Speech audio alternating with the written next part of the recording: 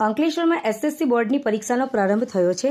અંકલેશ્વર નગર માધ્યમિક શિક્ષણ સમિતિ સંચાલિત એમટીએમ ગર્લ્સ અને જીનવાલા સ્કૂલ ખાતે નગર માધ્યમિક શિક્ષણ સમિતિના ચેરમેન વિરલબેન મકવાણા તથા પાલિકાના કારોબારી અધ્યક્ષ નિલેશ પટેલ સહિતના સભ્યો તેમજ શહેર ભાજપના પ્રમુખ ધર્મેન્દ્ર પુષ્કરના, પૂર્વ શહેર ભાજપ પ્રમુખ નરેન્દ્ર પટેલ સહિતના હોદ્દેદારો ઉપસ્થિત રહી વિદ્યાર્થીઓને કુમકુમ તિલક કરી ગુલાબનું ફૂલ આપી મોઢું મીઠું કરાવી પરીક્ષા કેન્દ્રોમાં આવકારીને શુભેચ્છા પાઠવી હતી।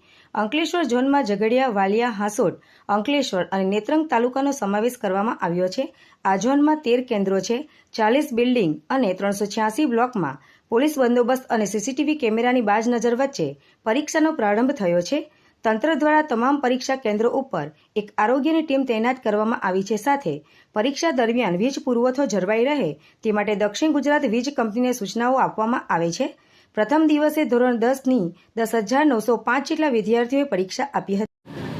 આજરોજ શરૂ થયેલ બોર્ડ એક્ઝામ ધોરણ 10 અને 12ના વિદ્યાર્થી અને વિદ્યાર્થીઓને સ્કૂલ ઉપર આવી એમને બોર્ડની પરીક્ષાની હાર્દિક શુભેચ્છા અને શુભકામના પાઠવી છે અને સાથે સાથે એમને હિંમતથી પરીક્ષા આપવાનું સૂચન કર્યું છે અને અમારા એમટીએમ્સ ગર્લ્સ અને ઈએન જીનવાલા સ્કૂલના વિદ્યાર્થીઓ ખૂબ સારા ગુણથી પાસ થાય એવી પણ અમને હાર્દિક અને શુભકામના પાઠવી છે।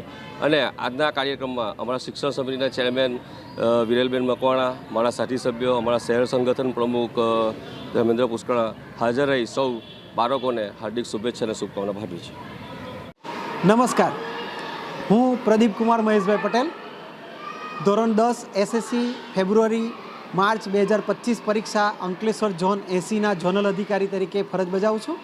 આજથી તારીખ 27/2/2025થી અંકલેશ્વર ઝોન 80ની પરીક્ષાઓ શરૂ થઈ ગઈ છે। તમામ કેન્દ્રો અમારા સીસીટીવી કેમેરાથી સજ્જ છે। તમામ બિલ્ડિંગો પર ચાંપતું બંદોબસ્ત, પોલીસ બંદોબસ્ત પણ ફાળવવામાં આવ્યો છે। આરોગ્યની ટીમ ફાળવવામાં આવી છે। વીજ પુરવઠો પણ સતત અવિરત જળવાઈ રહે તેવી વ્યવસ્થા આપણે કરવામાં આવી છે। આપણા અંકલેશ્વર ઝોન 80માં કુલ 13 કેન્દ્રો કાર્યરત છે અને 13 કેન્દ્રોમાં કુલ આપણે 40 બિલ્ડિંગોમાં પરીક્ષાઓ સુચારુ રૂપે આયોજન થઈ રહ્યું છે અને તમામ બિલ્ડિંગો ખાતે કુલ 10,905 જેટલા વિદ્યાર્થીઓ પરીક્ષા આપી રહ્યા છે। તમામ વિદ્યાર્થીઓ આત્મવિશ્વાસપૂર્વક પરીક્ષા આપી શકે તે માટે તેઓને આત્મવિશ્વાસ હેલ્પલાઇન દ્વારા માર્ગદર્શન પણ સુંદર રીતે આપવામાં આવ્યું છે। પરીક્ષા સુચારુ રૂપે અને સારી રીતે લેવાય એવા અમારા તંત્રના અવિરત પ્રયત્નથી આપણે સૌ સફળ થઈએ એવી શુભેચ્છાઓ।